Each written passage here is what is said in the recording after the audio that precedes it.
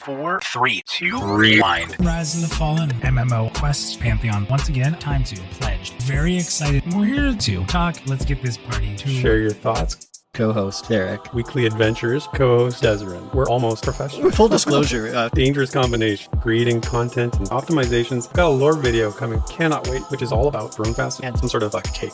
Mail on a Sunday. News and notes. Schedule for this week. Hot cocoa. All these people. Supports the show. Adventuring party. You ready? Let's go. Let me take a deep breath. Hello? Hello? Is this thing on? How the heck do you work this thing again? Oh, right. Hey, everybody. It's been a minute. Welcome back to this thing we call The Rewind, which is a podcast all about Pantheon, Rise of the Fallen, and its ongoing development. Today, on episode 151, oh boy, hold on your hats. We are going deep into the madness that has consumed the Pantheon community with the news about the new 247 game mode. We'll get into a heavy discussion here and share our thoughts about this divisive topic. We'll talk about the art style shift and how we're feeling lately, having seen some recently updated examples. And finally, talk about some other news you may have missed over the summer. And of course, we'll keep you posted on what's new here at Pantheon Plus and shout out some community content. But before we get to all that, I got to bring in my co-host here, Desrin. How's it going, Des? What's up? Oh, hey, dude, I can't even say how perfect it is that this episode falls as number 151. Right. Because, I mean, it's going to take some booze to get through this one, I think. We need strong drink to get through this one. But you know what? Maybe it's better that we don't, because it might get a little too feisty. You never know with that 151 rum that can be pretty deadly sometimes. And let's be real, there's been plenty of arguing happening. So we'll try, we'll try to keep it somewhat chill. I know someone was already people have been posting in our Discord for, weeks, right?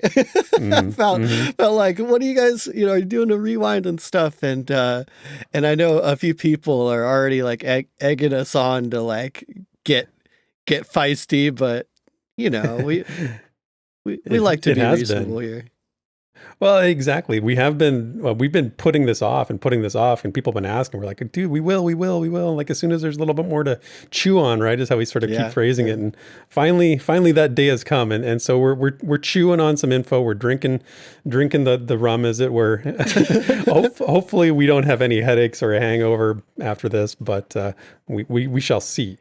But you know what? You know who else gets a drink from us? Ooh, our adventuring party. Perfect. They're still around, if you can believe it or not. That's after crazy. All this time. You guys are amazing. Right? I know you'll say that at the end, but I'll say it. Of course. They are. They deserve double amazing call outs. We got Daimlos on the Dark Mer Bard. Boy, I'm rusty at this. Breakout on the Archai Shaman. Grogu on the Human Warrior. Anton on the Dark Mer Shaman Glyphkeeper. Ziplocs on the Dark Mer Rogue. Sparrow on the Elf Ranger. Bounty Code on the Human Wizard. Screech on the Scar Bard. Wiki Woo on the Human Enchanter. Shuriken, our Dwarf Cleric. Horus is our Human Warrior. Galarain Moonsongs, the Elf Ranger. Annoying Llama on the Human Monk. And Stands in the Fire on the Dark Mer Cleric. So, like, our last show was in July. Here we are in October. You guys have all stuck around by our side. We literally told you guys to stop. Yeah, we did. We're like, look, you don't have to. You can leave the Patreon. We won't be offended. But people are like, no, we're gonna stick around. But to be clear, I have suspended the Patreon payments ever since July because we haven't produced a show, and I mentioned that back then. So obviously, nobody's getting charged any money while we're doing this. And as a housekeeping item, it's actually going to stay that way for a little while longer. Because to be real with you, we are in a strange place as Pantheon content creators right now, and we'll talk about why that is throughout the course of this episode. And with the future sort of being a bit uncertain, we just don't know if we're going to produce how much content we're going to produce in terms of rewind shows going forward. Right now it's on an as needed basis, Des. I think that's sort of where we've landed. Yeah. So, stay tuned. Things continue to change. There's always, things going on around here. But it doesn't change the fact that our adventuring party are surely some fine folks. And we are so grateful for all your support. 100%. So thank you. Yeah. Anyway, having said all that, we've got some heavy lifting to do, Desrin. So should we spot each other for this episode or what? I didn't even see. Yeah. Let's see this. I got you, bro. This week in Visionary Realms News and Notes.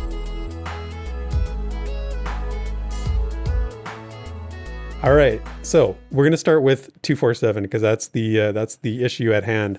There's a lot to discuss. We need to set the table for the discussion though first, and that starts by addressing how we're going to deal with the NDA leaks that happened. Now, we don't condone breaking NDA. We won't be doing so during the show as best we can. Desrin and I are VIPs. That's well known. We've always respected NDA in our conversations around here. So there was information leaked, and by this point, it's out there. There's tons of it. You can go find it on your own. That's your choice. But we will be deep diving into what VR has publicly stated, which at this point, honestly, it's nearly kind of everything anyway. Yeah. So it ends up being a bit of a wash. So I don't think that's going to limit us too much, but we do want to be mindful of NDA, of course. Same with chat. I should probably point out because we will have a premiere. So right. We know, a lot of our community is VIP. So, we're going to be talking a lot, and we're going to be talking to you guys in chat a lot. During the premiere, just keep it cool. Yeah, exactly. So let's recap the public information and sort of start from the beginning with the timeline. So we first heard about 247 in the July 2023 producer's letter. This was the first time it was ever mentioned. They basically lead off saying Pantheon is aiming towards 24/7 testing.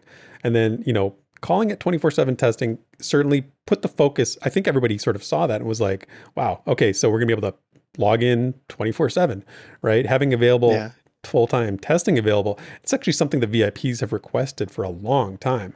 I think we've talked about it before. Long time. Mm-hmm. Everybody's can you just turn the servers on? That's always been the thing, right? Mm-hmm.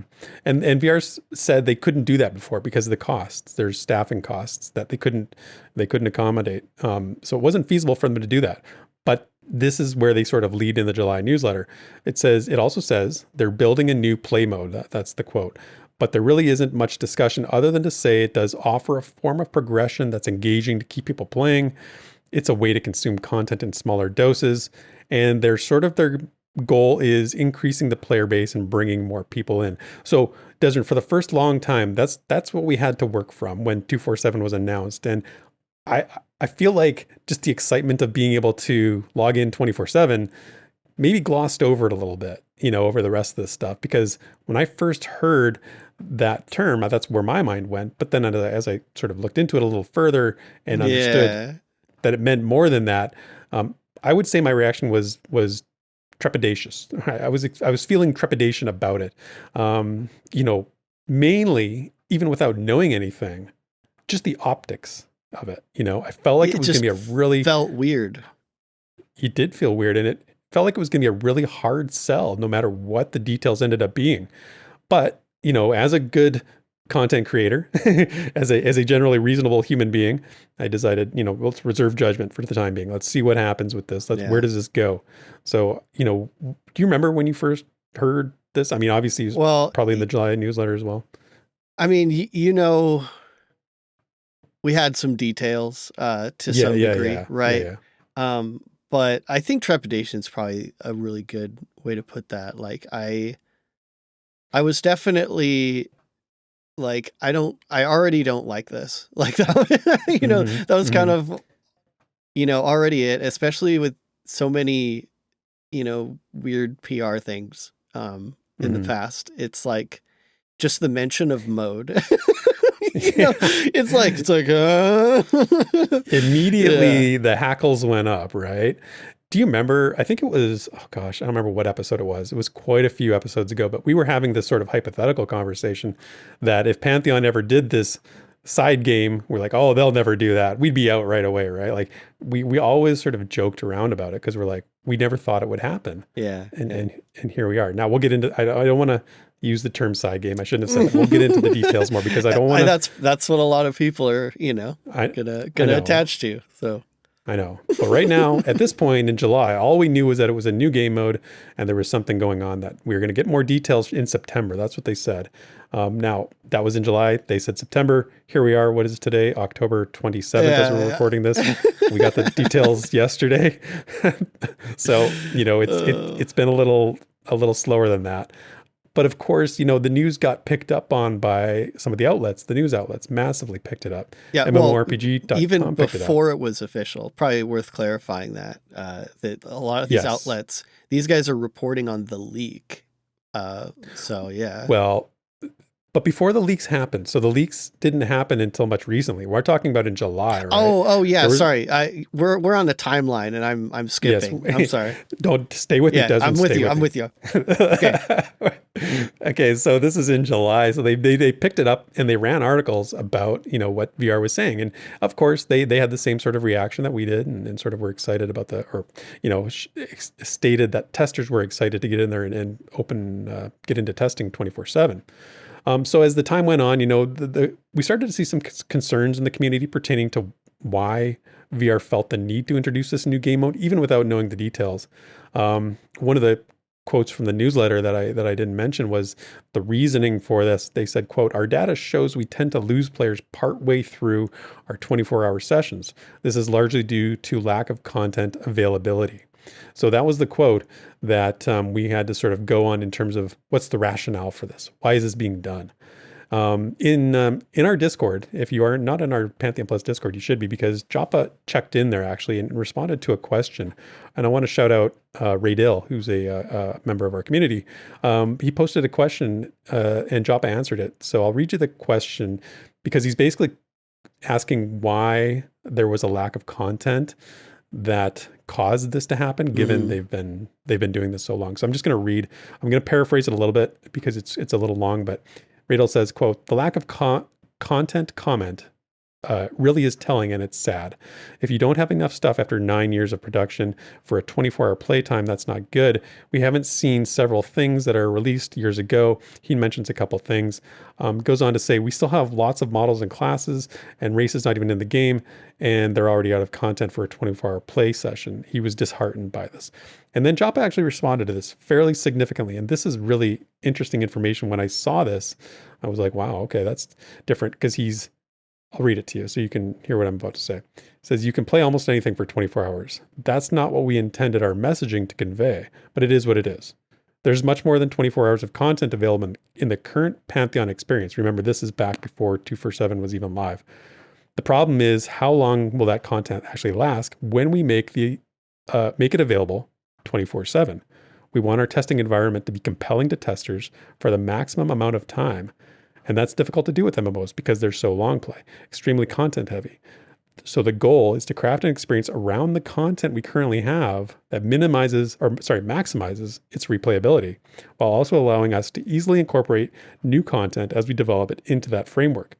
It'll make more sense once we talk about it more broadly." So I thought that was a really good, interesting response from Joppa, and definitely agree with the fact that it needed to be explained more broadly at that time to maybe assuage some of those concerns, right? So, I mean, Desert, I feel like Radel hit on something really important here. And one of the points he brings up, which made me think, which came first? Was it 247 created to support the servers, or being up 24/7? Or were the servers brought up 24/7 to support the new game mode? Because that's basically what Jop is saying, is that it's an anticipation of future issues rather than a lack of, we're not getting enough data, we're not getting enough information. So what was your thoughts on that response from Joppa to that question? Well, I mean, there's already a lot of kind of chicken or the egg situations, but Yeah. I think especially going off of the recent Q&A, which, I'm going to kind of blend in here whenever possible, because I mean, this just happened last night for when we're recording this, right? And so and a lot of it is like, there's a lot of crossover. Yeah. But yeah, it, basically reiterates what we've been hearing as VIPs. Like I do think they looked at the pace like people were setting in PA tests, and were probably like crap. If we open the servers up more than once a month, people are going to be in and out in a few days. But at the same time, wanting to get kind of the more consistent, immediate feedback from players kind of just playing all the time, like a regular test. So I could see them wanting to find a solution to that. Do I think what they came up with is the best solution? No, but it is a solution. And after kind of, we'll get to that later actually. Yeah, I can't tell if it's a chicken or the egg situation.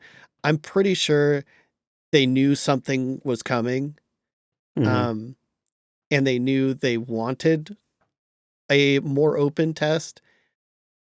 And so in one way, I would almost say it's good that they at least recognized that there was a problem, Yeah.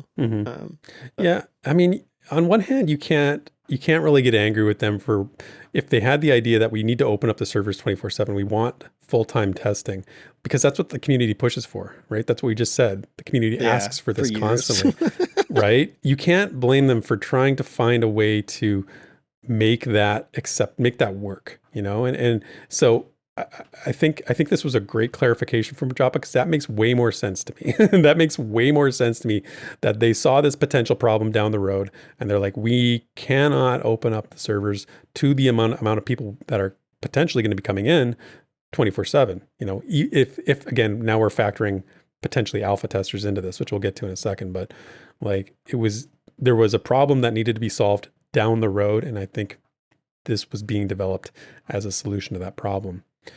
So then in August, they didn't really add anything to the whole narrative. The contentious removal. the one piece of I don't know what, the slash, they removed the slash from 24/7. So now it's just 247. And I'm being humorous here. This is just me, injecting some humor into the conversation. But I mean, that is clearly the smoking gun that VR are the evil geniuses, right? Dude.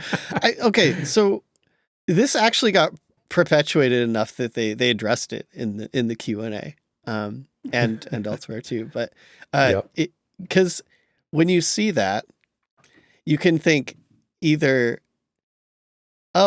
something developed during that timeline, right? Like where they were like 24/7. Okay, now we have a name for it, 247. And that's kind of that. But you could also read that as as they're trying to leave us, breadcrumbs. Just so that they can go back and say, no, we told you. And a decent amount of people do feel that the latter. But I mean, as far as VR goes in the Q&A, I mean, they outright apologize that, just saying like, what I think the quote was, it was like, it was at best dumb. And at worst deceptive, which to recognize that, like, that's how people have perceived it. But yeah. And I think you're going to hear that theme throughout this whole episode is that, Desiree, you and I, we talk a lot and we've had plenty of conversations about this, since over the course of all this happening. And we always come to the same conclusion that VR's not evil. They're not evil. They may be incompetent, but they're not evil, and I feel like that's an important distinction that people have to, hopefully we can bring that to you. Not that VR is, not that it's great to say VR is incompetent, because the end result is almost the same. Yeah. I mean, that doesn't instill confidence either, but no, of course not. But we have to be clear that there is a difference between being evil and being incompetent, and maybe it's the latter. I don't think it's the former. But we'll hopefully, as we go through this, if you're listening to this, be careful, Therek, because we're agreeing with Asmongold here. Oh, I didn't even know. Oh gosh, no, I haven't watched that video.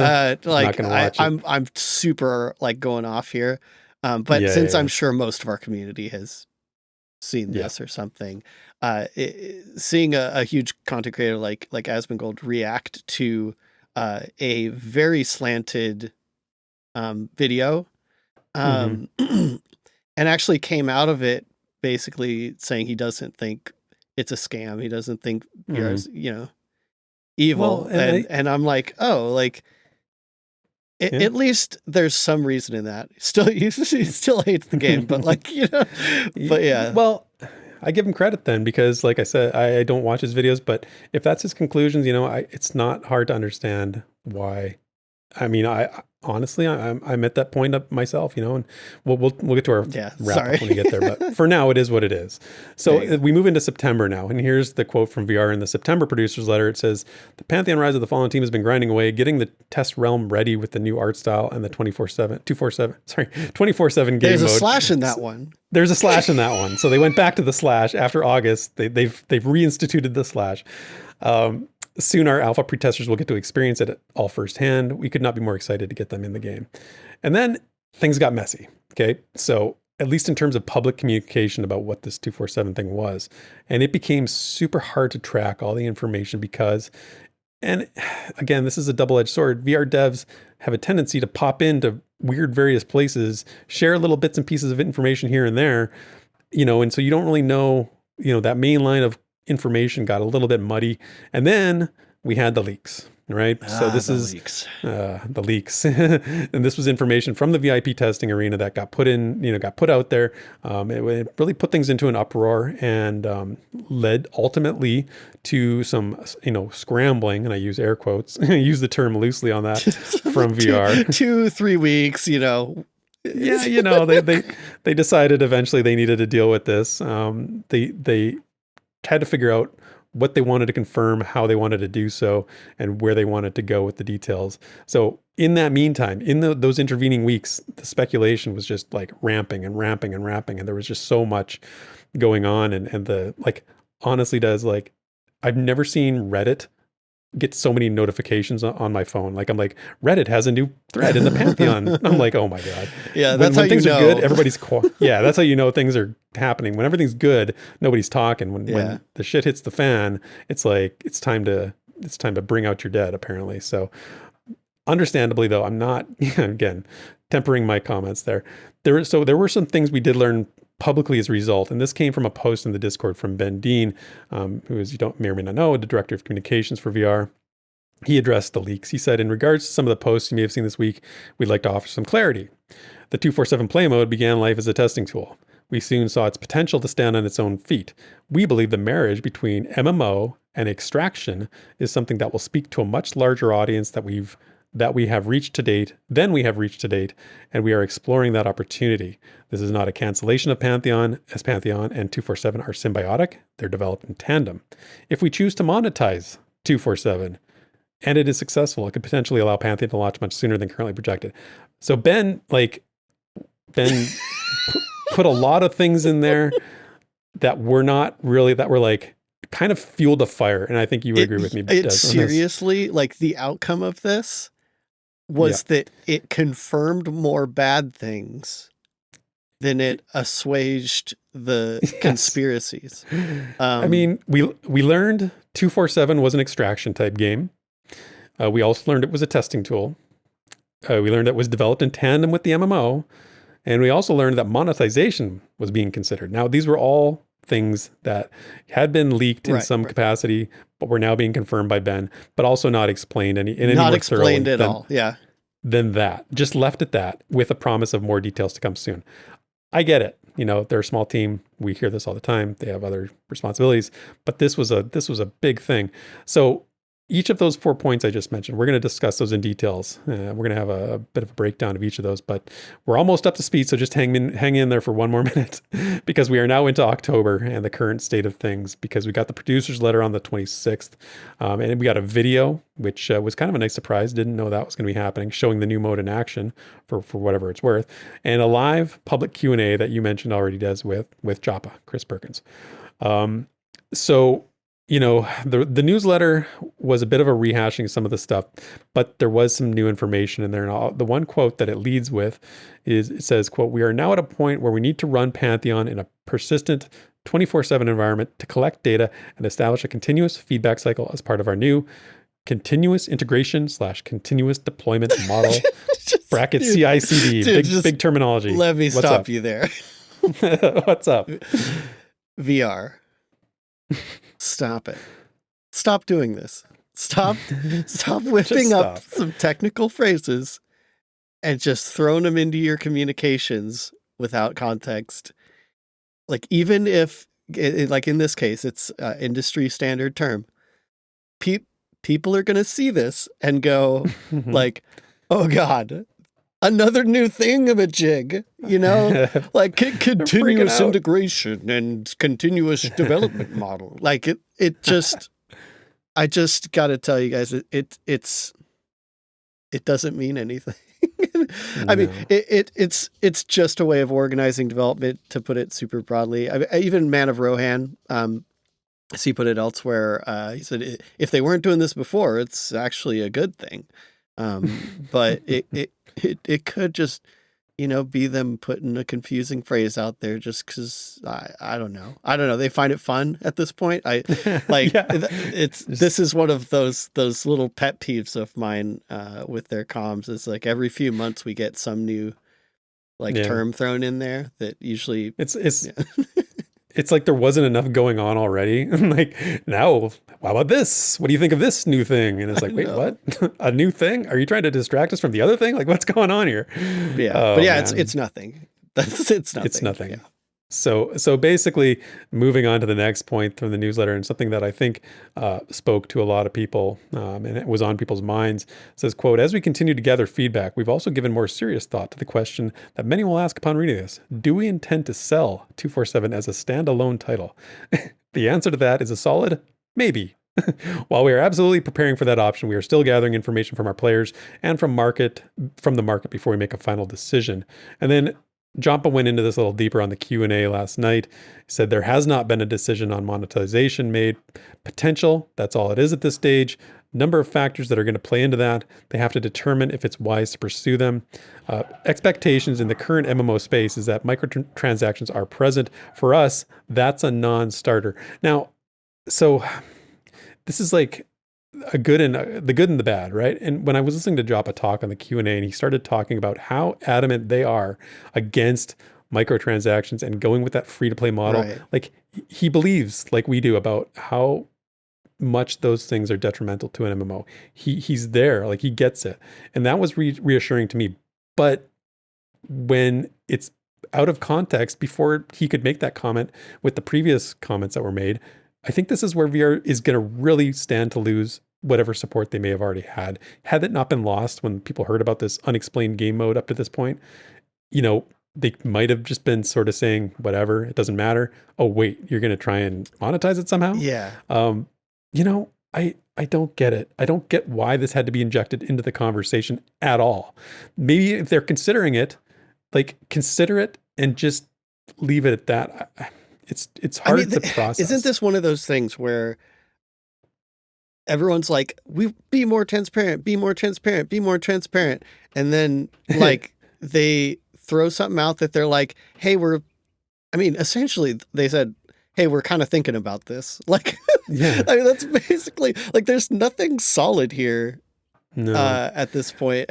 But then it gets leaked and everyone is like now hyper attached to, this as a, like you even slipped it earlier on as like a, oh man, I don't want to misquote you, but as a second, not second game mode, but yeah. Oh, a side game. Yeah. Spinoff or whatever. Is Yeah. what I said. Yeah. But yeah, they're considering it and like they haven't even, they're not even to the point of deciding how they would monetize it if they did.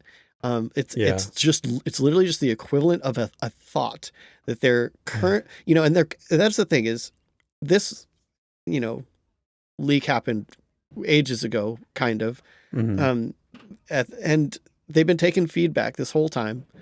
And, obviously, like now we can say like people have been testing. It's been almost a month of testing this, and they haven't decided on anything yet. Yeah. And part of me, honestly, as much as I dislike that this is even a consideration, I have to give them credit. I'm the one who always says, think outside the box. Think of ways to bring in, money to support the game's development in different ways. I just think that this is a tough sell. It's a tough sell, like I said earlier. Yeah, it is, man. There's two things going on here. There's a quote unquote side game attached to quote unquote monetization, right? Like there's two things that people hate. Recipe for exactly what we got. And yeah, it is. I do that. Like the only way I think it could work out, and again, maybe I'll just throw this out because everything's so in flux, right? But to me, the only thing I can imagine this working out to be is if they maybe keep the 247 mode running alongside the MMO testing, like as a demo, but then like just keep it in Throne Fast. And so like they keep, building the game and everything, and everything's getting updated, and eventually we're gonna have like new zones coming out and classes and everything. Then people that are playing 247 or seeing others play 247 might be like, well, I kind of like this, and I kind of want to jump into the full thing, and like I can't imagine that would make less money, just that kind of trajectory, than trying to actually sell what is a testing mode. Like, yeah, I mean, it's like I said, it's a tough sell, and you think about the timeline for this. It's only been they've been working on this for less than a year. Oh, this is way less than a year. Like, yeah, I'll say 10 months, and that's being generous, because if you can, and honestly, if there's a game developer out there that can create an engaging, well-designed game that offers players something that they want to do and is fun in less than 10 months, you should probably start your own company, because that is an undertaking of great magnitude. And anybody can make a game. Making a good game, engaging and fun, is not the same. Those two different things. Yeah. So and I do wish they would say when they actually started production on the extraction mechanics of this. Which I mean, we'll get into that, but basically the layer on top of the MMO, like, they should come out and just say when that started, because like you said, 10 months, I have reason to believe it's way less than that. But my understanding is this was Joppa's idea. The idea was forming in December and then sort of put into production in January. That's what I've heard. That's what I think I know. So again, I would love to see them like really lay it out, if they really want to get everybody on the same page, right? To, just clearly. Yes. I know. I'm laughing. They have to clear the air a little bit. Yeah. Anyway. This is a tough spot. Honestly, and we'll get to this later, I think this is an inflection point for the game and its development, truly. Let's get into some specific questions and discussion points here, because we've sort of brought ourselves up to speed in terms of the current information that's available. The first one I just want to, this is the big picture thing, is this a concept that's valid on its face, right? The whole idea here, what I've been talking a lot, and I know you've got a lot of thoughts on this. Let me ask you a question. Like, as it pertains to being a tool to aid in Pantheon's development, do you believe in the 247 game mode? Stunned silence. Are you pulling a Joppa? Are you collecting your thoughts? A little bit. Because I do realize as we're going through this, there's a bit of prerequisite knowledge. And if you haven't, up until this point in the rewind, if you haven't, read what 247 is, or, at least seen the little video, right? The 247 explainer video, like, you're going to be lost. Because, we just said like extraction, and a lot of people, especially in this community, don't even really know what that means, right? So prerequisite, it's just, we can only explain so much in one rewind. But if you do have that information on what it is, I'll try to be brief in this and say, like, in short, as a tool, I think that it is accomplishing some degree of the goals that it was set out to accomplish. Like, they said, keep people longer, short testing loop, and, that kind of a thing. Do I think it's the best way to accomplish these? No. I don't think so. Do I think it was worth the risk of insane backlash and people, like, let's be losing trust in the company? Hell no. I would have never greenlit this, at least, especially how they presented it, right? Like, it's a nightmare. And Right. it honestly, man, it really annoys me that they kind of just keep digging their heels in about it. Like, You know what? I suspect, and this is me, Therek speaking, you know, I suspect there wasn't unanimous agreement about this at whatever meeting they held whenever this was decided. That's my guess. And I'll just leave it at that. I mean, I couldn't imagine that there was, there would definitely have to be some convincing to start, for sure. But yeah, annoyances aside though, I do want to point out something I had a lot of heated discussions on, because VR has given out now, I think twice, some kind of like vague numbers about, like how much of this is for 247 and how much of it is for the MMO, which inherently pits the two things against each other. And I don't think people are very comforted by that, by saying like 90% and 10%, because it's not tied to anything. It just let's be real. It sounds like PRBS, right? Well, and it's the only thing it's tied to is how much do you trust VR to begin with? Like, if you trust them 100%, then this is great. This works perfectly. And it's, when I say trust, I mean that goes to say trust in their ability to actually, follow that, and accomplish that ratio. But because this was kind of touched on in the Q&A, and again, go ahead, listen to the Q&A. It is long, but it's as I said at the end, that Q&A that they released publicly is basically what the VIP state of the game is. Yeah. If anyone just wonders what that's, with the Q&A. Yeah. Just overall, I thought it was good. It was very real.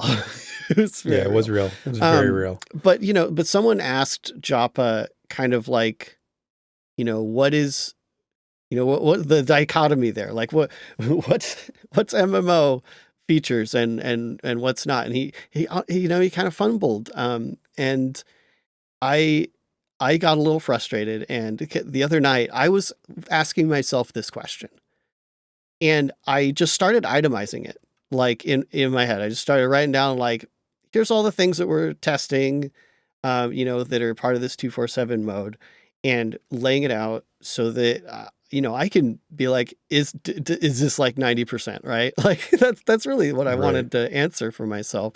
Cause I don't want to back that statement up without, anything real. And, I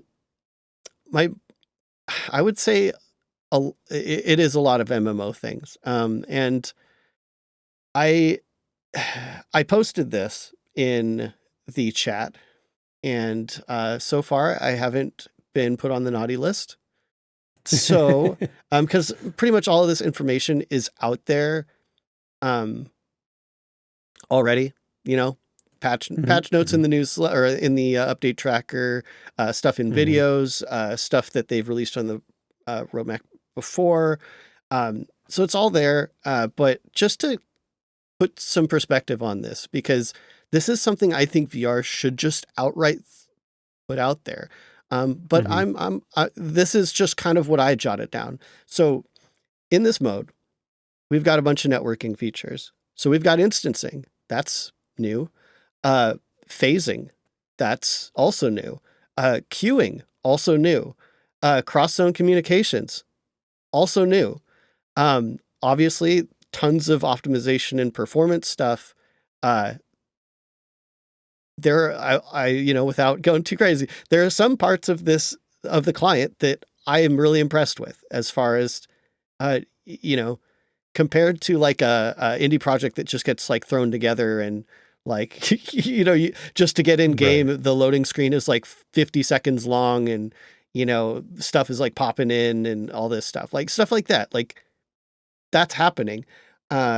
They're doing really good on that. And you guys remember the social window. We've got a friends list. We've got looking for group, looking for more. Who slash who. Who all? Yeah. Another huge one that I don't think is getting enough attention, the new sound system. They're using Wise, which is an industry standard audio integration tool.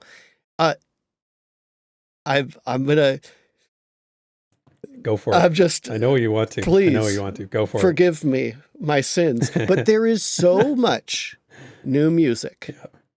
Mm-hmm. There is so environmental sound effects, combat sound effects, character and mob sound effects. There's some specific examples of this that if I was able to show, I would just be like, it just makes such a difference. That's all new. And I mean, the art, obviously, redoing the art, that didn't all happen in the last, super short time, but we're talking, spring this year, right? Like, yeah, art, lighting stuff has drastically improved already. New sky and clouds. The clouds actually cast shadows. Like, I mean, obviously all the new and updated assets, which still pouring in, from armor to, props in the world, to, visual effects and animations, and I know both of us have some qualms with the animations, but they're happening. There's all the, I know I'm just going to keep going, man. The obviously class balance, and they addressed specifically in the Q&A, they are not treating this like a non-MMO. They are not balancing for a other type of game. They're literally like balancing for an MMO. You could check the patch notes. There's nothing weird in there. Besides that, they're constantly adding new enemy abilities. They're trying to, improve the enemies, like stuff they do. I mean, and as you can see, they're tweaking that constantly. Crafting, bro. Okay, so we started getting crafting earlier this year, right? And that was like, if you remember, like that was one of our high points. We devoted an entire stream towards it. It was the most interesting thing we could do at the moment. That has not stopped. There are here new crafting professions, armor smithing, weaving, tanning, outfitting, tailoring, leatherworking. This is stuff that has just come in recently. Oh my gosh. So they talked about this a little bit. They've got a whole new task system. Like we've shown some of the old tasks on stream. Very rudimentary. There's new tasks with like actually varying goals. It's not just like kill 5 boars. I mean that always has to exist in an MMO. But there's like 70 something new tasks. Tiered treasure chests in the world. That means there are treasure chests hanging out. Like if you find a treasure chest, out in the middle of nowhere and it's easy, it's not going to have good stuff. They have treasure chests, in the middle of a bandit camp. It's probably going to have great stuff. They're doing that. There's stuff on the ground that you can just click and pick up. There's NPC reputation. You literally gain reputation with specific NPCs by interacting with them, doing tasks and buying and selling stuff, which leads to them being able to sell you better stuff if you have better reputation with them. They're working on faction. I'm going to get flamed here. Teleporters. The reason I bring this up is because they've said this, some of these are going to be the same locations as like the wizard and druid portals. And that technology for teleportation as well. But then there's the whole looting and searching system. It's not just click inventory, and like there's a lot that goes into that that's on the game dev technical side, but it's far developed from where it was. Right. And not to mention there is new loot, there's new items, there's actually, actually a lot of new items. The mob leashing. There's one to have everybody fight about. Day and night spawners. Stuff is different in day and night, like significantly.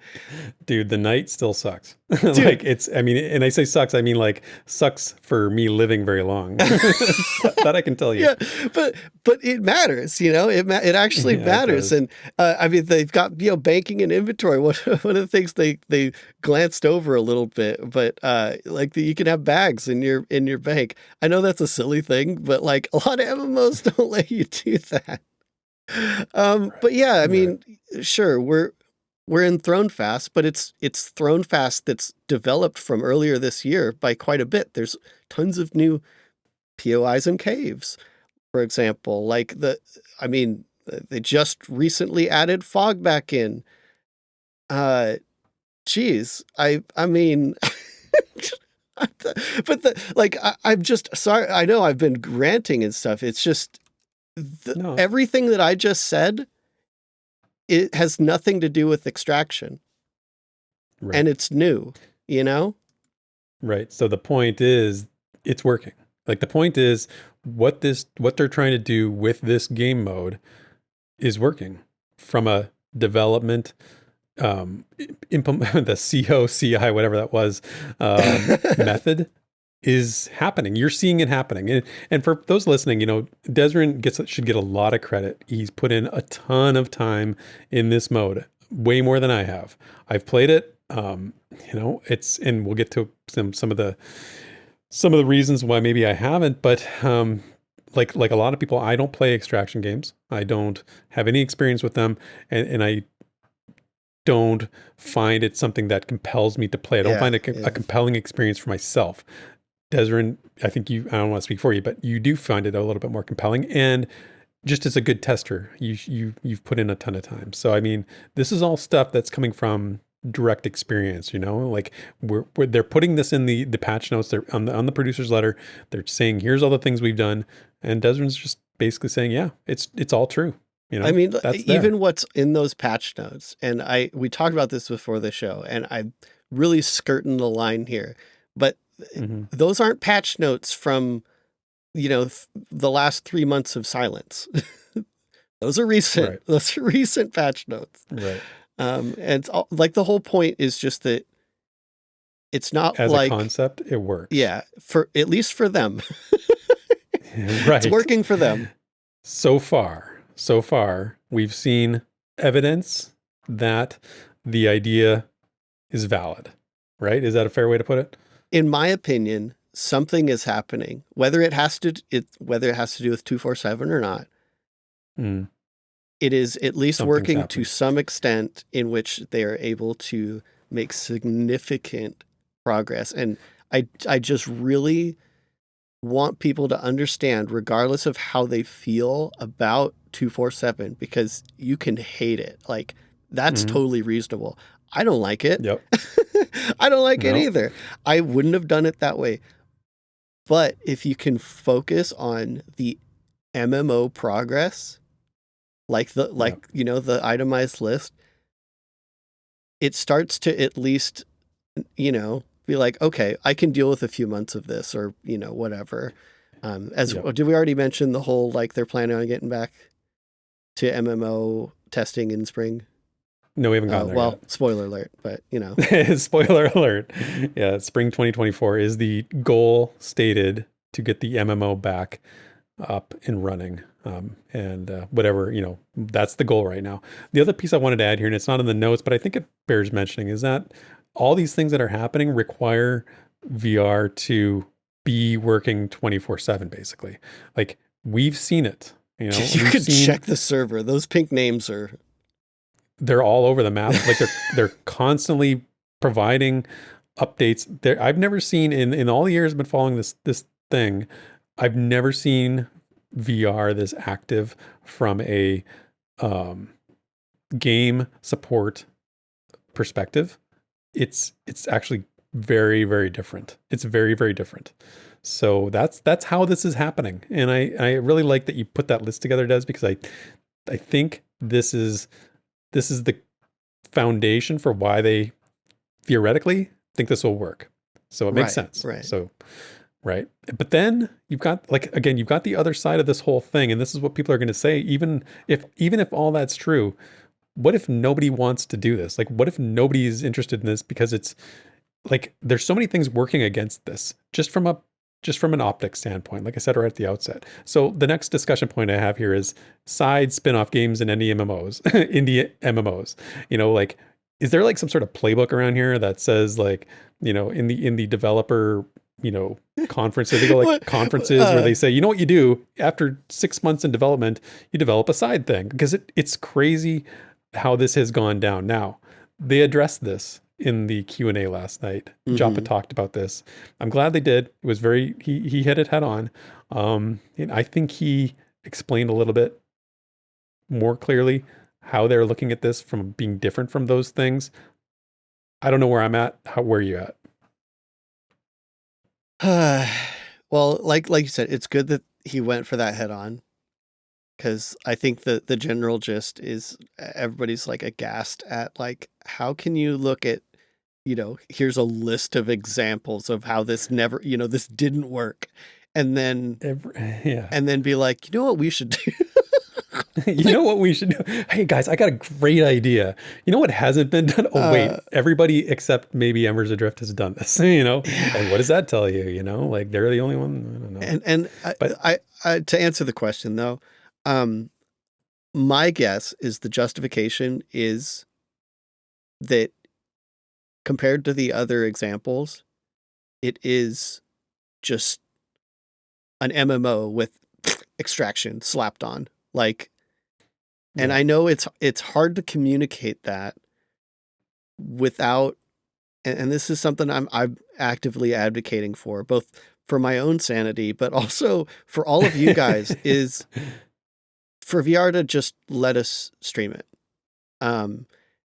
Show you guys what gameplay looks like with people that are playing it, and, you know, grouping and just doing all the same shit that we do when we play Pantheon, and let you make a judgment call, right? Because I think that's their justification is, and this is the thing that you know, it's probably not too bad for me to talk about, is that, as you can imagine, VR saying, like, no, it's just Pantheon, like, this is Pantheon, definitely is more of an inflammatory statement when people already are, like, convinced that it's, you know, something shiesty. It's something else. And so, but to me, I'm starting to see that there is a significantly, like, a more significant amount of crossover in this than there was in, like, Apocalypse, Ragnarok. The Chronicles is literally the thing that I just don't even remember. The hop, skip, and jump simulator. You know, like, just the parkour simulator. Like, I think that's the only thing I can say to speak to that. And whether people believe me or not, like, you know, hopefully we can show you at some point. So for those listening, I can tell you that Desrin has helped me see this more. I honestly, I was way further on the side of, I hate this. I don't want anything to do with this. My approach was a little different, because I kind of wanted to send VR the message that this is not fun. Nobody will play this. This is a bad idea. I've spent more time with it, and Desrin, as he's explained just now, has helped me see it a little bit differently. So there's definitely something there. Now, I didn't play those other games from the other MMOs that were developed. I didn't play Apocalypse. I didn't play Ragnarok, any of those. So, you know, I can't go too far on this one, but I just, to me, the concept was so shocking that they would say this was something that people would accept, when it's like Pantheon is so hard up against that scam image and the 10 years and all this stuff. It's everywhere. It just follows them like a stink, you know, they can't get it off. I felt like this was just like leaning into that. You know, Yeah, it's like the timing, the oh, God. optics. It's like I was gonna bring this up because this cracked me up in our guild chat. Crow, I think it was. I'm gonna throw Crow under the bus. I hope she's okay with it, but She's it was fine. just like VR just has a PR disaster dartboard, Yeah, I saw that. and they're I saw just that. you know They just yeah. yep, pick one. Which disaster do we want this week? Because we don't know how to do. You know, we Yeah, don't but it is we the don't take the optics. optics into account. Yeah. And I kind of respect that. A little bit of me says like, you know, you should just do what you know is going to work for you and screw the optics. But it's a freaking Yeah, you crowdfunded can't game, exactly. man. You You can't cannot do that with all You're the you're not a AAA studio who can just disregard what people think. Faith is your currency. VR needs the faith of the people who are crowdfunding this thing if they have any hope of doing this. And I've said this a million times on other topics. It's like you can't just sort of throw caution to the wind and be like, whatever. You know, you got to consider this stuff. So anyway, yeah, I mean I'm glad you put that information out there. That list I think is super helpful, and I think I would love to stream this game. I don't think it's ready for that yet. My opinion on that, I think it needs more time, but we'll see what VR wants to do. And if you know we were ever had that opportunity, of course we would take it. good and The bad. next, I mean, let's just show it. You know, let's just whatever. We'll get there when we get there. The next question I had for the discussion is, you know, if this were to become more widely available, let's say outside, you know, the pre-alpha alpha testers, you know, we know they're looking at alpha testing as being brought into this. But what if it was like publicly available? You know, like, I'm not sure that that would be in any way, shape, or form helpful for them. You know, like they want to monetize it, but like to whom? You know, That is the question, right? Like, to just pre-alpha and alpha testers, because that doesn't make any sense because they've already put money in. Like, I don't know. What do you think? I kind of spoke to this earlier, but I seriously doubt anyone that's not already invested, and that's even pushing it, right, is going to look at 247 and throw more money at it. Like even if it's like a really low price tag, and if it is, what's the point? Because it's not going to be enough money to really help anyway. Like I laid out how I think it could make money earlier, but yeah, I agree. I don't think this is I don't think anyone is going to look at this. I play extraction games, right? I'm the target audience. I look at this and I'm like, it's an acceptable testing mode. Right. That's that made me laugh when we were playing, when we were sort of, you know, playing together and talking back and forth, and you're like, this is an extraction game. It's not a good extraction game, but it's a good testing mode. And you're like, that's kind of where it lands, right? I was tempted to go and try and, you know, download or, you know, buy Escape from Tarkov and just to see. Oh my gosh! If you literally have no experience, dude, if you think, you know, again, I hope we can talk about this freely at some point. But if you think the initial experience was rough, really, go ahead and jump into Tarkov solo and get the feel for that. That's yeah. I'll report back later with how that went for everybody. Okay, so the next question, this is a big one, you know. So with the talk of monetization and where we're at, what they said in the producer's letter, is VR, you know, in a financially bad spot? Are they in trouble? You know, I'll let you go first. I've got some definite thoughts on this, but I want to hear you first. Well, I mean, the easy answer is VR answered this in their Q&A, right? And that is that the current trajectory, they loosely put, you know, years, just, you know, years out. Definitely, there was no small eye roll coming from my end of the screen at that one. Right. Like, duh. But, you know, to note though, he did add that, and this is, again, I said it was really real and raw, and emphasized that even if all that money dried up, a lot of the team would still be working on the game. Like they're just wanting to bring on more people to get it done faster. And this is the thing that they've said multiple times now. But, you know, people cost money.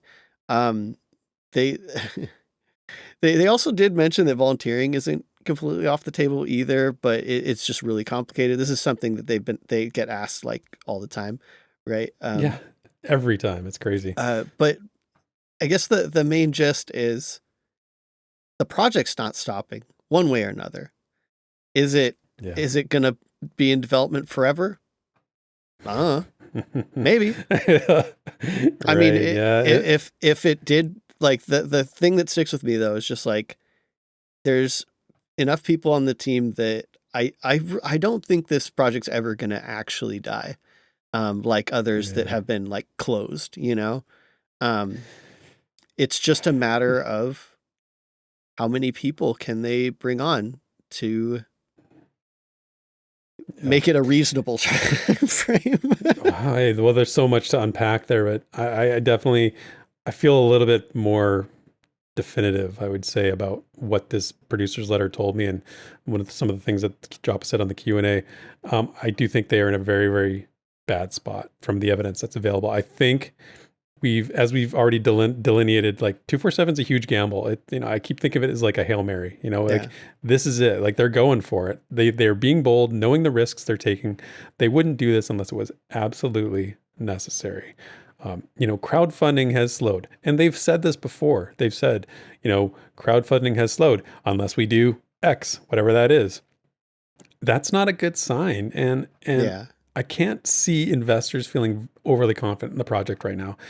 Just even if they take away all the doomsaying and the negative attention that it's gotten, and they just look at the financials and look at like there just can't be that much money left. I mean, they keep having this strategy. They always say it. They've said it before. We'll keep going no matter what, even if it's just going to take forever. I'm kind of done with that. I'm kind of done with that personally, because I feel like that is it gets to the point where it's like you're just trying to drum up some hope to keep some pledges coming in, and I don't feel like it's realistic. I was talking to you the other night, and maybe it was it you? I was saying, like, trying to explain what's going on right now with Pantheon to my wife, and she knows nothing about she's not a gamer. I was telling you, I'm like, and I'm trying to explain all the things that they're doing. She's like, well, how are they paying for all this? Like, where is the money coming from? And I'm like, well, we don't know. Well, they don't share that information with you. And I'm like, no, they don't really know. They don't really tell us that kind of stuff. And it's like, well, when's it, have they given you a date? Like, when's it coming out? I'm like, well, we don't really have that either. And she's like, what's going on? Like, how are you guys okay with this? And I'm like, we have hope, we have faith, and we just, our faith bank, is variable. Yeah, sometimes there's more, sometimes there's less. And I think that, I'm kind of done with hearing this line about, crowdfunding has slowed and we'll keep going. It's just going to take forever. I'm like, I can't be here forever. Right. I do wish that there was like some sort of accounting audit, they could do it. It's never going to happen. It's not a publicly traded company. They're not going to do that, but we got to get real, and we got to ask ourselves how many more years, and with all the pledges and the investment that they've received up to this point, they're still getting that line that we don't have enough money to launch anytime soon unless we do X. So you can hear in my voice, you can hear what I'm saying. I'm frustrated. I'm frustrated with hearing that this is sort of where we're at. And, I don't know, man. I don't know. I guess it's a tough thing to digest. And, like you said, you would be surprised. You don't think they'll ever sort of like formally shut it down. I think they might at some point, and it might not be that far off. I don't know, but that's just how I'm feeling. So I hate to say that, but it is sort of where I'm at. I think that's fair though, and I think a lot of people are in that boat. I mean, it's funny. I don't know if you've watched Redbeard Flynn's video yet, but not yet. I think he shares a lot of the same take. Fears. It's like it's not even what it is; it's that it is. It's like you wouldn't do this if everything was like hunky dory, right? You don't make tough decisions in easy times, like you make tough decisions and you make, things that potentially can be really, really hard to deal with when you have to. And I feel like they're in a spot where they kind of have to now. So that's the message that I get. The next question I have for you, Des, is what's the best case scenario, worst case scenario for a move like 247 as a game mode? just like play this out. Like, let's future forecast this a little bit. What do you see as the potential outcomes of this? Well, it would be super real. I honestly don't believe that 247 ever had a chance of being successful as like a means of monetization. I mean, if it was presented differently, minus the monetization thing, I think maybe like testers would have accepted it a little bit more, like purely as a testing tool. But I can't imagine a reality where this is something that is like anyone's expecting to succeed. Like I do expect it to fail. Like if they try to monetize it, right. If they just just brazenly push forward, ignoring everything, right? Like, so yeah, the best case scenario right now is that it accomplishes its testing goals it's designed for. Regardless if it was the best solution or not, and just that development continues, and we see the MMO mode back next year and better than ever, carrying all the updates that have been, rapidly happening lately. I think this keeps coming up, but that's the only outcome that I think keeps the project going, is just, I mean, I hate to use this line in case any VR folks are listening, but it's the line that everyone has been saying for years, and it's just build the damn game.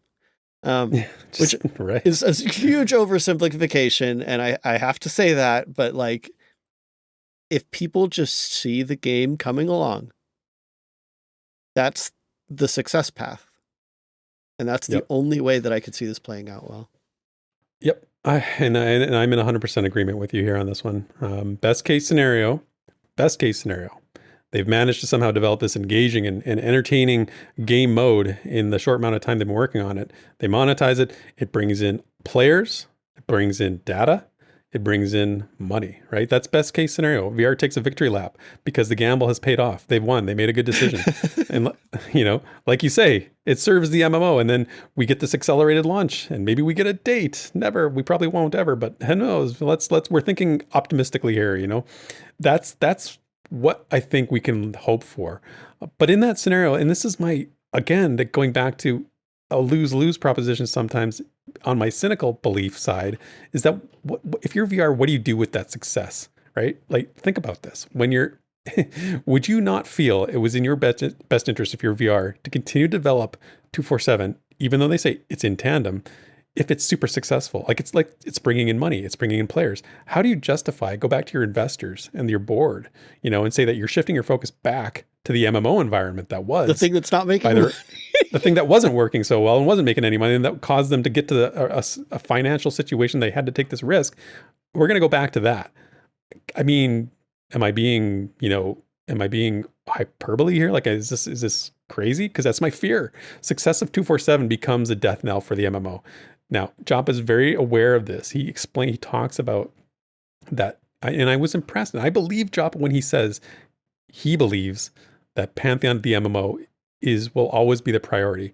And I do believe him, but there's other forces at work here, right? There's other interests that have to be considered here. Investors primarily, and who pulls the strings, when it comes to the purse strings, how are decisions made?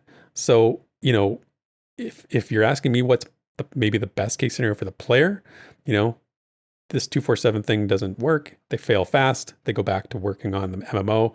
I know that that's not how VR would look at it, but I do feel like there's a real risk of, and as much as I don't think it's a great extraction gameplay experience, maybe by some miracle becomes financially successful, right? So it's a hard thing from our shoes in the hopefuls to be okay with. So. That's really interesting to me that you have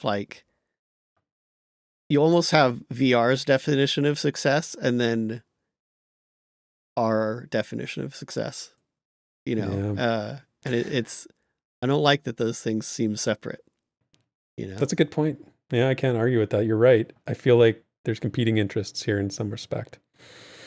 Okay, next question for you, Does perception matter more than reality sometimes?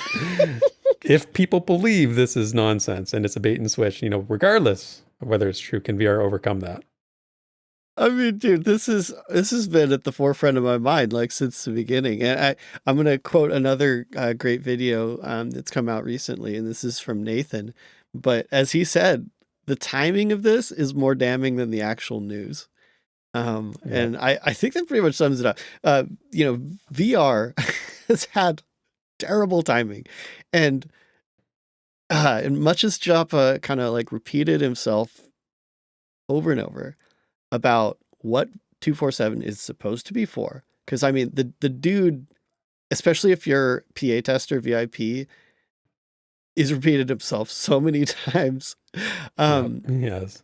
It just doesn't matter because the narrative is written and the way it was all presented has led to what we have now. And I honestly don't think VR is going to overcome a pretty good portion of this. Like a lot of people may just never trust again. And a lot of folks likely, won't even consider this a real thing from now on, even more so than than previously, right? And I don't know. The only thing that really matters is follow through, as we were just talking about, which they've been notoriously bad about, if we're real.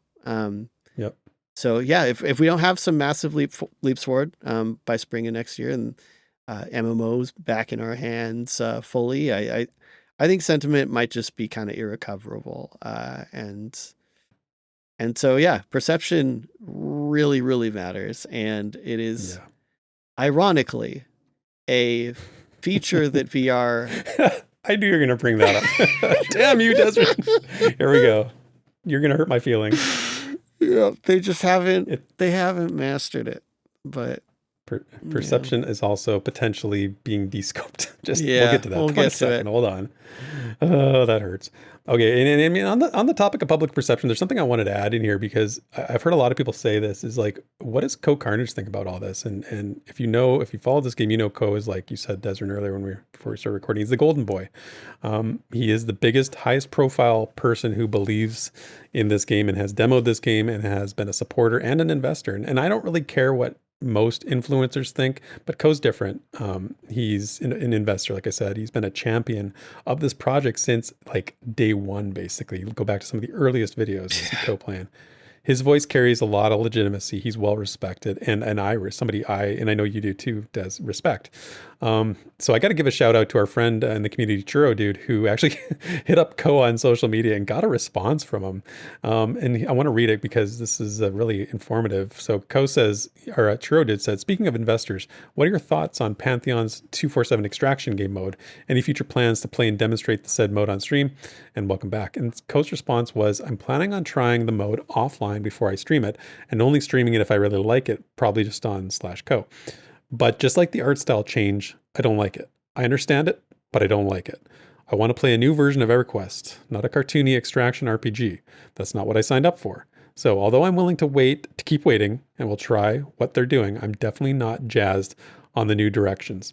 So that was really, really interesting when I saw that, because I think he's speaking to what a lot of people are feeling. I honestly do. And this EverQuest thing has haunted them for years. They've tried to sort of get away from it. They can't, no matter what they do, they can't get away from it.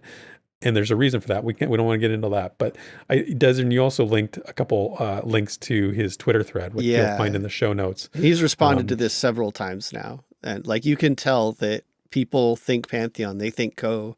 And so something happens, they ask Co, right? And so he has responded quite a bit. Yeah.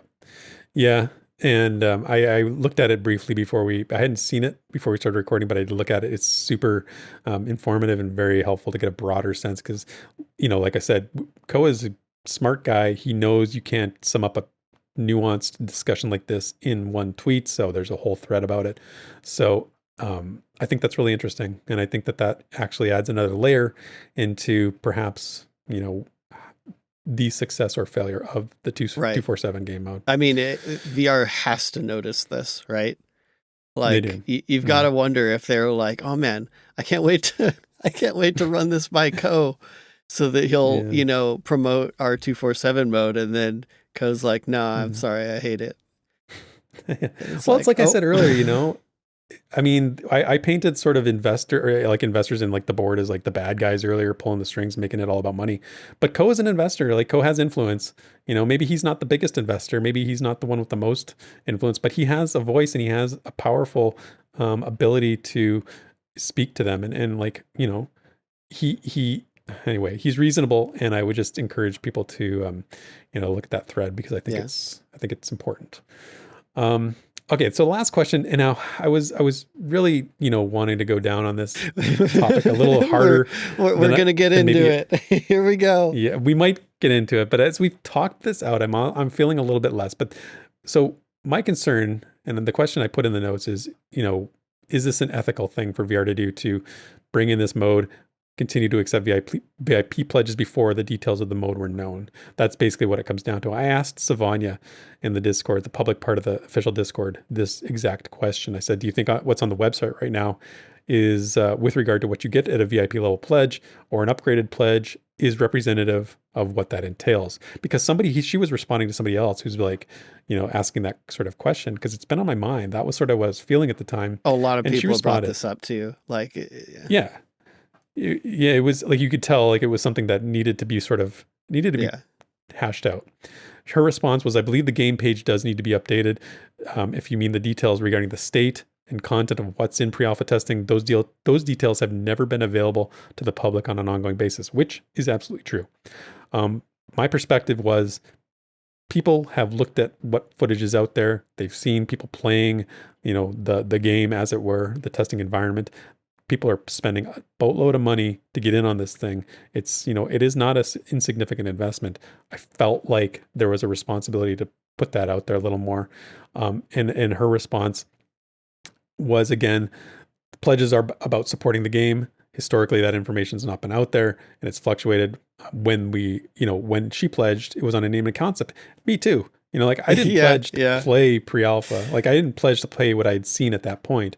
I pledged based because I wanted the game and I wanted to support what they're doing.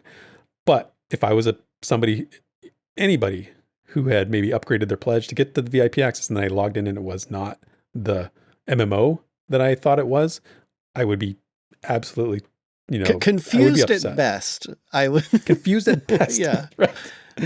So I was discouraged by her response at the time. It was basically like a do your research sort of thing. And I that just didn't sit well with me at the time. I could see why that doesn't feel good. Yeah, it didn't feel good. Now, I'm not trying to be too hard on Savanya here. She's trying her best. She's doing the best she has with what she has to work with. That information wasn't out there at the time. I feel like, however, I give VR credit because I feel like this conversation did sort of light a fire under them to get things moving. Because this happened on October 16th, and it was right before they sort of let everybody know the producer's letter was coming out on the 26th. So, I'm not trying to toot my own horn here. I'm just trying to say, like, VR is not, as we said in the very beginning, they're not an evil, scam company. They're just disorganized and incompetent sometimes. So I know I'm relaxing my stance a little bit here, Des, and you probably thought I was going to go a little harder here, and maybe it won't cause so much. I know you'd feel a little bit differently about this whole thing. I mean, what am I going to do with this essay that I wrote in preparation to respond to this? Trash it. It's gone. No, I to not go into it like a bunch more. I definitely get why the response was not. It didn't feel good. It's funny though, because it's like, I agree with the words, but the words in the context, I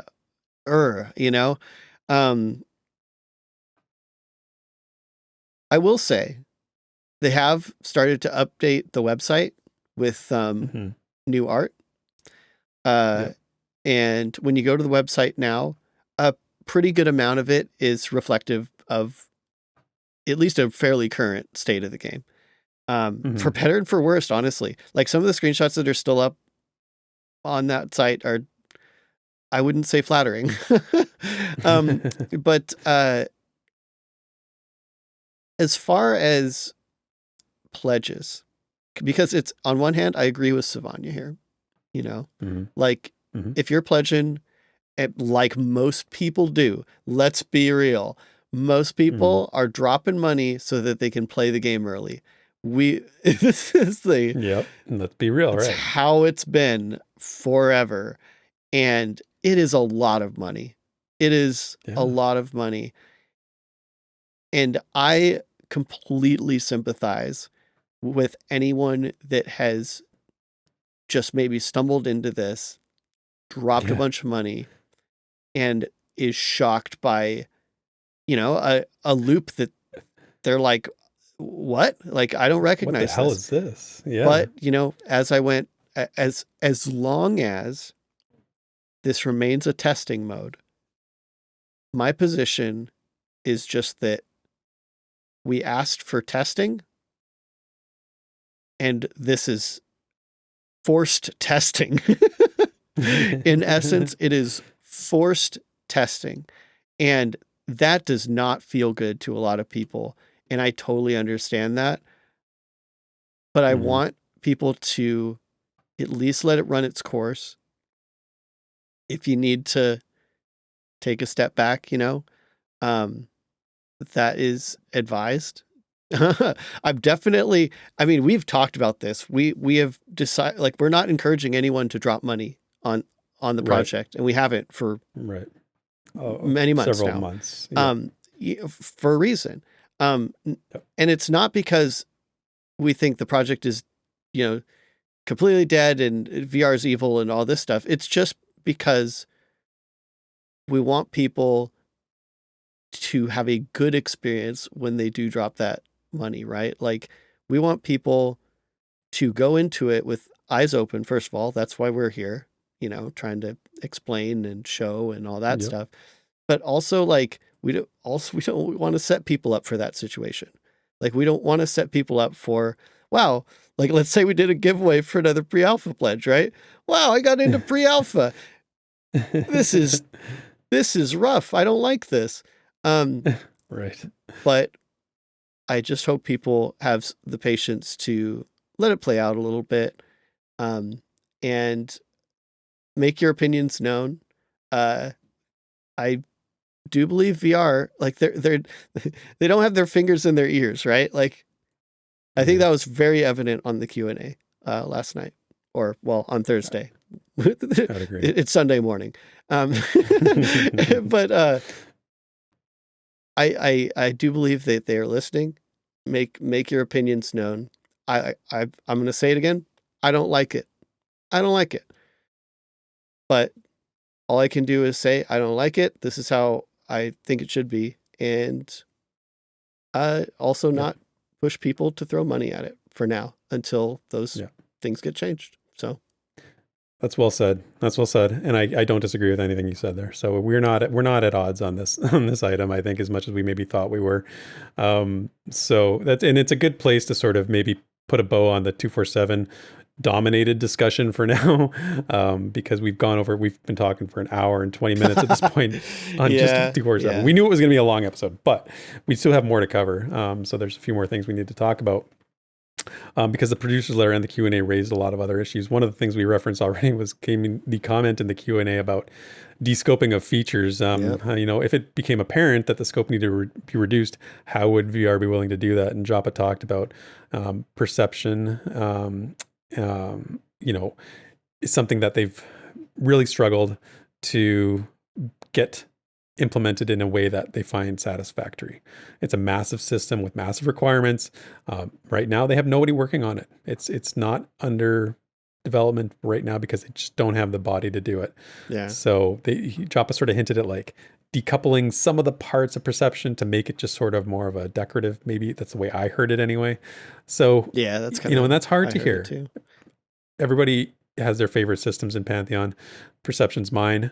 Again, it's not something that I want to hear, but I understand because they get accused of scope creep all the time, and they, with all these things. And he actually was he listed stuff that was like this swimming. This is post animal relief taming, and, right? Oh yeah, swimming. That was actually a big one, right? Yeah. But I thought what he listed was go ahead. pretty reasonable. Of like, I thought so too. I mean, perception was the hardest hit for me too, But it comes down to, he even said, I could say this now. He even said on the Q&A, he's the only full-time designer. Like, Right. we're talking about building an MMO here, and a lot of that falls on to designers. And Yep. Perception probably could use multiple people dedicated to it, you know? And Yeah.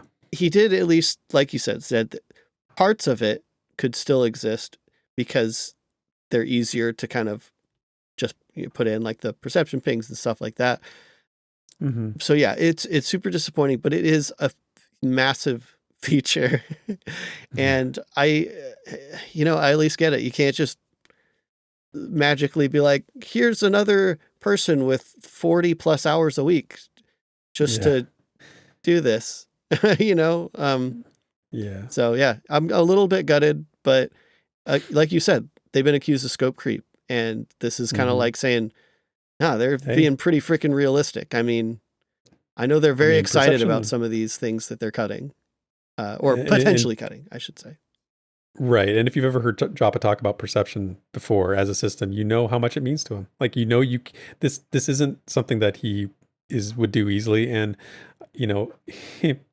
it's hard to be mad at Joppa. It's hard to listen to him talk and be mad at him. There's times when I'm like, I have my, I raise my lip a little bit, roll my eyes, as you said earlier, where I'm like, oh, come on. But like, the guy believes in it. So it's, it is what it is. The next point that we mentioned earlier as well came up on the Q&A is, when is the MMO going to be playable again? And they said spring 2024 is a goal. They also said possibly bringing in beta testers, but no time frame was given for that. So that's a whole another group of people. That's a big pool of people. It is a lot bigger pool than what we have. And if I know a lot of our community are champions, actually. And so just, keep your ears out. You might be hopping into Terminus, one way or another, right? Some version of Terminus you may enter, yeah. So, and I mean, it's not like it's going to cost you more, right?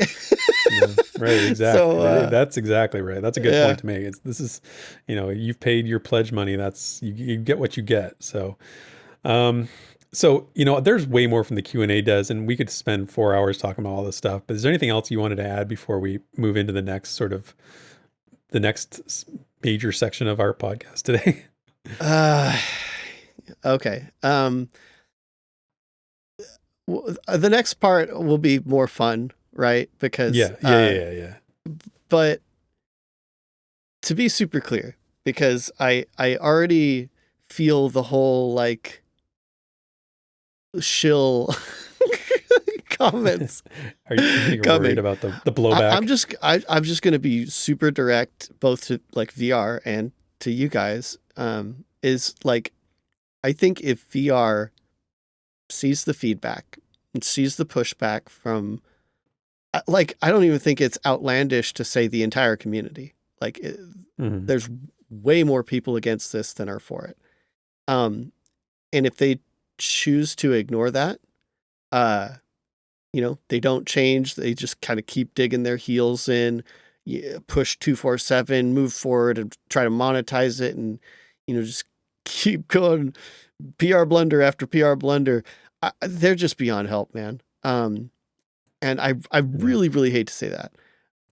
But if a company can take, here's my frustration coming through. If a company can take meaningful progress and spin it so bad into just the antithesis of what their community wants, and then just not back down when there's like a strong reaction, I don't imagine they're ever going to change. And even if progress is made, if they don't change how they operate in that way, I honestly don't trust my time and attention to keep on this train. Like, I think you heard that from me as well. And I'm kind of like, the well is running dry, I think I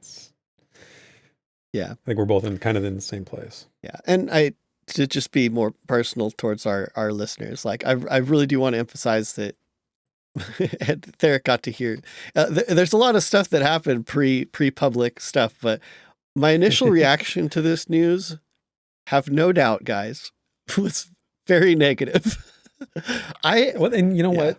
That's one of the things, and just as a tangential thing, I always tell people that I respect the hell out of people who can have an opinion, get more information, and their opinion can change. Desrin, that's exactly right. You were like guns blazing when you I heard was this hounding first. VR for weeks. And then you got you got experience and information, and your opinion started to change in light of new facts. That's so important just in general in life. I mean, no people, it's hard to find people who do that. So I give you kudos, man. Well, thank you. I hope other people see it that way, but yeah, and it's all just because of progress. And that's, I guess, all I can say on that, right? Is my mind wasn't Right. really changed by cajoling of Joppa's luscious words or anything. It's just because I see progress. So, Yeah. if you need to take a step back, wait for things to play out, go for it. I encourage it, but I hope you guys can forgive me for not just kind of like jumping on the bandwagon and with my torch and pitchfork and yeah. But thank Yeah. you for your patience, guys, as you as we navigate these waters. But in the end, I'm with you guys, and I'm with VR. So Mhm. Yeah, you're right. That's well said. It's a nuanced conversation. It always is. Everything is.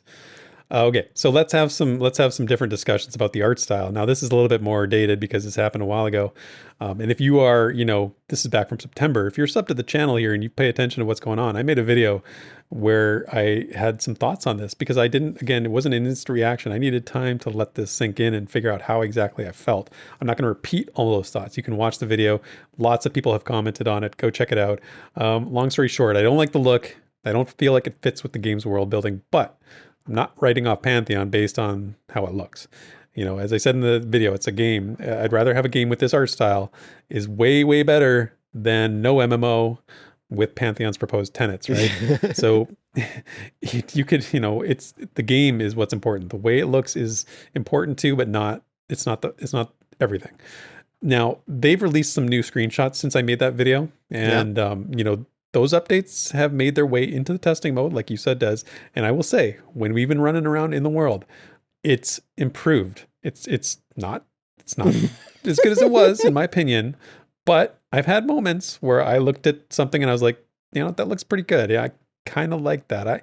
You might say I'm getting acclimated to it a little gosh.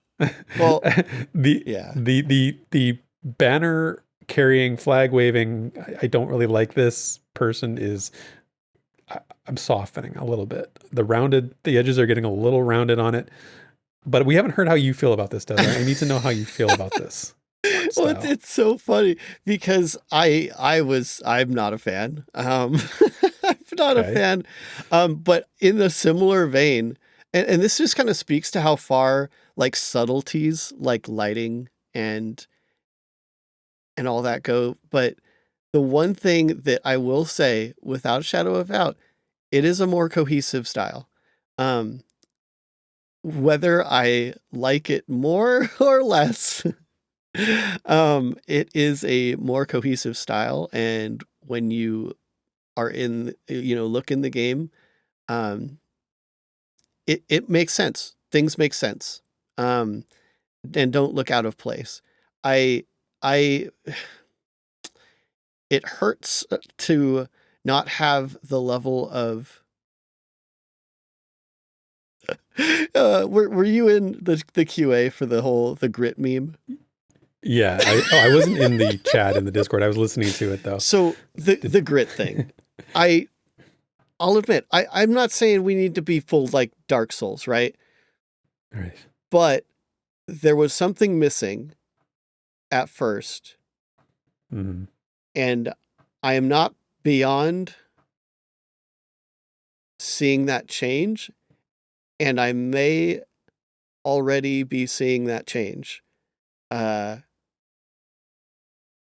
will say my screenshot key has progressively gotten worn more recently. That's a good sign. again, I can't say that I like the style more, Mm-hmm. Mm-hmm. but Yeah. there are some benefits.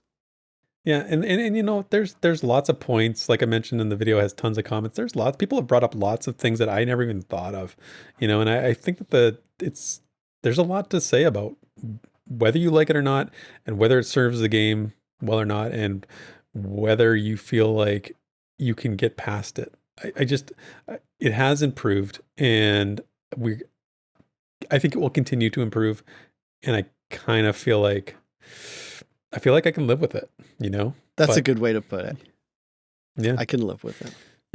yeah. So anyway, I mean, we Stamp don't have much more to say about approval. stamp of approval from I Therek. can live. I can live with this. I mean, it's hard because you and I'll just let the audience know we watched the new trailer for Squadron 42, right? The Oh, other night, dude. the Star Citizen thing. I got to tell you, man, like the conversations we were having while we were watching this, because we were talking about Pantheon stuff at the same time, and sort of, you know, all this stuff we're talking about now, and it's like in a different universe, Pantheon looks like that to me. Yeah. You know, I want Pantheon to look like that. Drop $700 million on VR's head.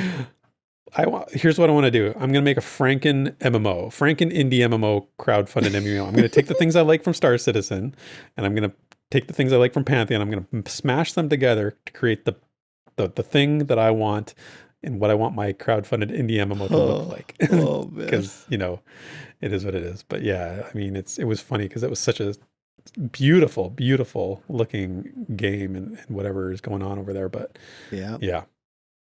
Anything else on the art before we move on? There was real quick, just to bring this up and address it. They again, this is in the Q&A and elsewhere, but because there's a lot of kind of people get really upset when I use this word, but conspiracies out about like the art and 247 and, you know, all that. I saw that. VR has addressed this, whether you choose to believe it or not, you know, that's whatever. I can't control that. But no, the art style wasn't put into place to make 247 marketable to the kids. Like, it's not. Yeah. The reason that's where that's coming from, I think that the trigger for that is because they did say they want to reach a wider audience in that art style. They said that. They said that at the same time they released it all together, basically, and they said they want to bring more players in for 247. But again, you have to understand there's a serious disconnect between those two things. Like, I don't think, and I can tell you that there is no connection between those two things. I can understand why people think that. There's not. Yeah, it's one of those like correlation versus causation things, right? Yes. Where it's like, and remember what we said earlier about, you know, VR and where their strengths lie. Messaging. That was the nicest way you could have said that. I like to frame things. Yeah, very diplomatic.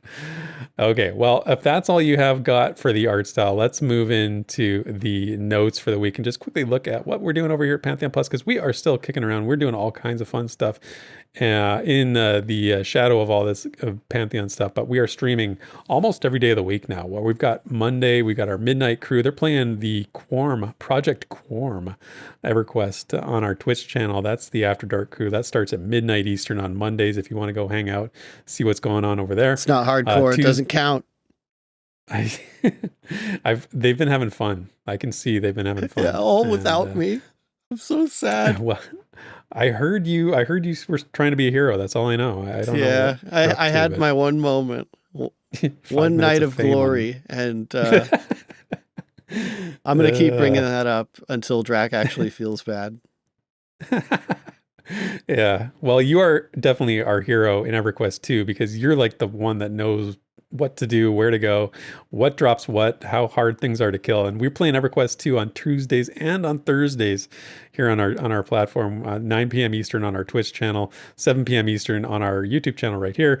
That's hosted by myself. We're on the Varsoon server, and we are currently getting close to we're all trying to get to level 80 so we can start rating. 101 is close to 80, if not all 80. Yeah. We're close to 70 around-ish. The 201ers are a little slacking in that respect. So, but VR keeps putting these things on Thursday nights that we have to Yep. attend. So I keep having to cancel our Thursday shows. So if anyone unfortunately, sometimes. wonders, like, oh yeah, last minute cancellation all the time on the 201, it's Blame always VR. because of this. Just lump them in with everything else. That's the reason for that. No, I'm just kidding. But like, yeah, we do have a lot of fun. You should definitely tune in and check out those shows.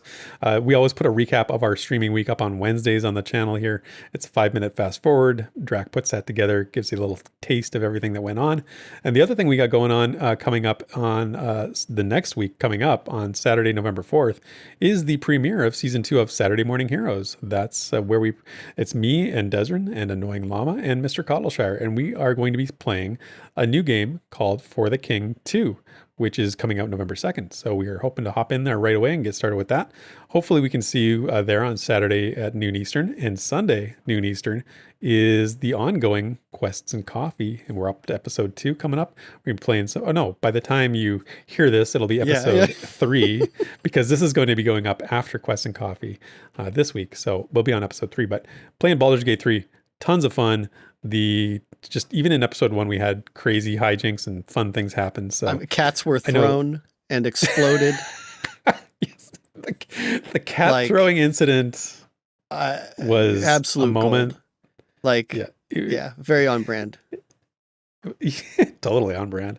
It will live in infamy, and I love that it happened, and it will continue to be replayed in my mind and in the previously on. So come out, check us out on those dates. We'd love to have you coming out during our streams. And that is it for a lot of VR news and notes. The Pantheon community is full of cool projects, new people, and things that are just worth sharing. What's this over here? Look at that. So let's see what we can find in this week's Community Spotlight. All right. It's been, a while since we rewound. A while. So rewound, yeah. I've got a bit of a backlog, I guess you would say. But in the interest of time, I think this week I'm just going to share some of the most recent videos, some of which we talked about during the show, just to shoot them out there to you guys and keep this somewhat digestible. So we talked about Nathan's most recent video. He's put out a few and probably will put out more. He hasn't covered the Q&A yet, for example, but his most recent one I wanted to point out was Pantheon MMO Alpha and 24/7 Mode Explained, newsletter October 2023. YouTube titles. He's taken the Sir Medieval approach to naming his videos. Use all the letters. If it works. But what does work is Nathan's beautiful take on everything. I think it speaks so powerfully that he was able to manage a critical opinion with being Nathan. Can I just give him also credit for saying that the negative, commentary, he really wanted to avoid that. Other people didn't. Other people jumped at it, and he called them out.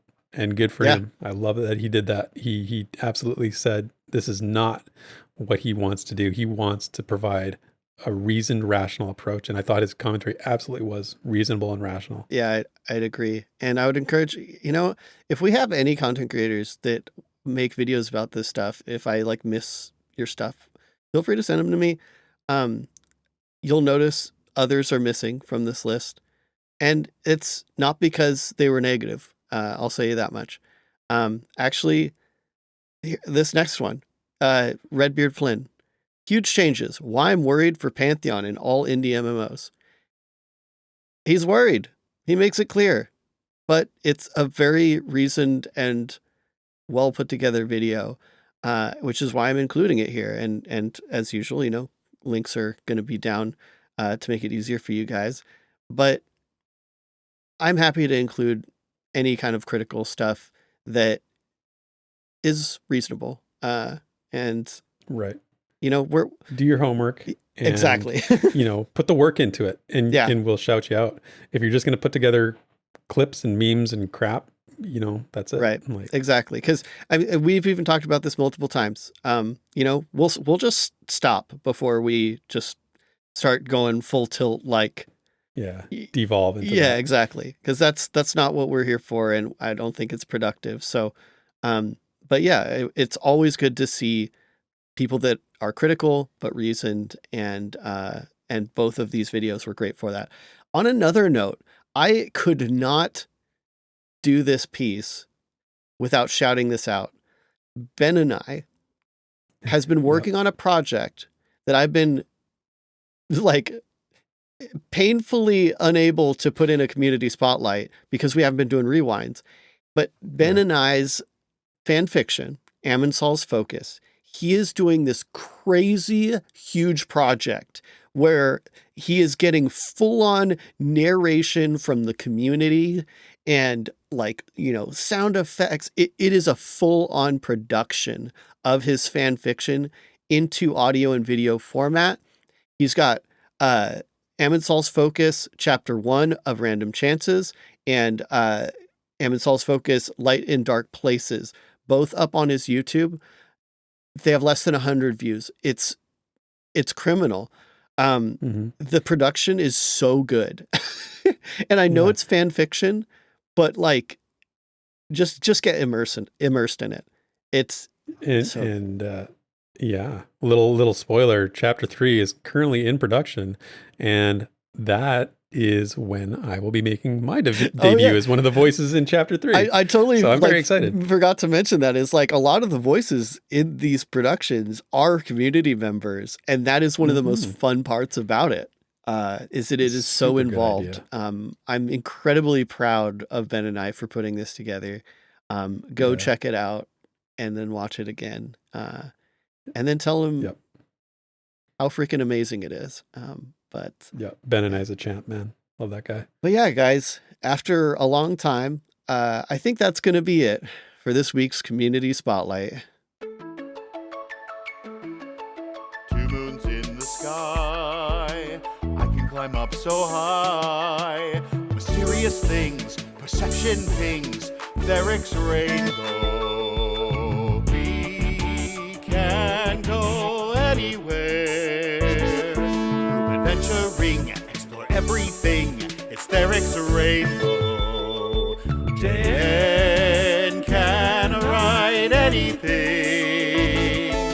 Tales to grow, it's the lore you know on Therek's rainbow. Therek's rainbow. Therek's rainbow. Therek's rainbow.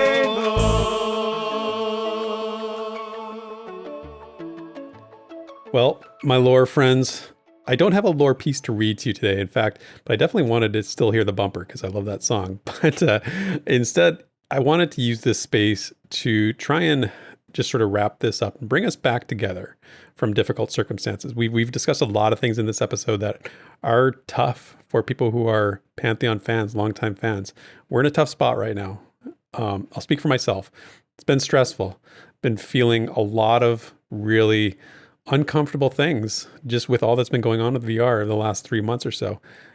Fear, worry, about this project that I've been so invested in for such a long time. And, these are passionate fans. We're all in this for a reason. We're all feeling something right now. And maybe people are angry. Definitely people are angry. Definitely people are sad, frustrated, anxieties out there, but you also might be feeling hopeful and encouraged by what you've seen going on in the Pantheon community. And that's valid too.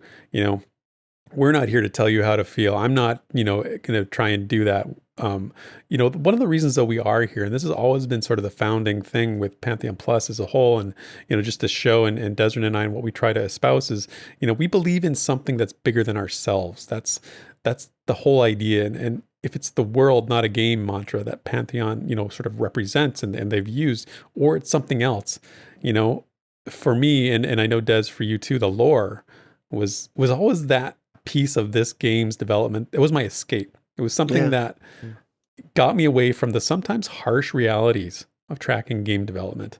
It's not easy, but when times are tough though, that amazing writing, it gave me that anchor that, I might someday actually see this world, knowing at the same time there's a very real risk I might not. That is the reality of the situation. So, with what we've talked about today, my advice, and here's my advice for you and for VR, for fans like us, take care of yourselves. Self-care is a thing. And I'm not just saying that because, practice what I preach. I do self-care every day and I try to make sure I'm okay. These are tough things. Let's not turn on each other. Let's treat each other well, right? And for VR, if Pantheon doesn't happen, man, don't let this lore go down with the ship. Do something with it. It's too good. Don't let it fade away into the ether. I will be so, just be crushed, devastated. Desmond and I were talking, like I said, we were watching that trailer the other day, and he brought up the lore thing, and I'm like, dude, it's too soon. I can't deal with that yet. Don't, let's not go there because it's too much right now. Well, if it came down to it, we will organize a free the lore campaign at the very end of days. Right. Yeah, Exactly. Yeah. So I just wanted to say that because I know this has sort of been a tricky episode to both script for us to present to you and for you to probably to hear in some ways. But that is the lore you know. And that is also a wrap on what's been a very long episode. I think, what are we looking at? An hour and 50 minutes here, Des? Yeah, it's pretty... It's extensive. Yeah, maybe even longer than I expected. But yeah. I'm really glad that we got to really dig in and hash a lot of this stuff out, and with all of our listeners too. And yeah, as usual, totally. We love hearing your thoughts, and I almost forgot to say this. Props on people in our Discord. Yes, Discord plug, for being pretty respectful. There's some totally very hot opinions, and that's fine. And I just really appreciate that people have been respectful. So please continue to do that. Be mad, but yep. Be nice to each other. Yeah, I was 100%. I'm so glad you said that. I would not have thought of that, but yeah, I was 100% impressed with how these conversations have gone when people are running hot these days, right? That they just, if you sort of let the guard down a little too far, you can get into this sort of disrespectful conversation that hasn't happened in our Discord. So if you're looking for that, our Discord's a good place for it. So the community called, they wanted an episode of the Rewind. We answered the call. Here we go. I don't know if there's any rum left in your 151 bottle there, Des, but cheers to you, my friend, for another great episode. I appreciate you so much. Oh man. Cheers to you, and cheers to everybody that got this far. Absolutely. So thanks everyone for coming out. Remember all the YouTube things, you know what to do. It helps the channel, blah, blah, blah, blah. Stop by one of our live streams. We'd love to see you. And who knows when the next episode of the Rewind will be, but we'll see you when we see you. Cheers, everyone. See you, everybody. Thank you for listening to this week's episode of the Pantheon Plus Rewind. Pantheon Plus is not affiliated with Visionary Realms. Be sure to check out our Twitter, Twitch, and YouTube channels under the name Pantheon Plus. You can follow Therek at Pantheon Therek on Twitter, and Desrin at DesrinDoes also on Twitter. And you can stay up to date with all things Pantheon at www.pantheon.plus. Until next time, cheers, and thanks for listening.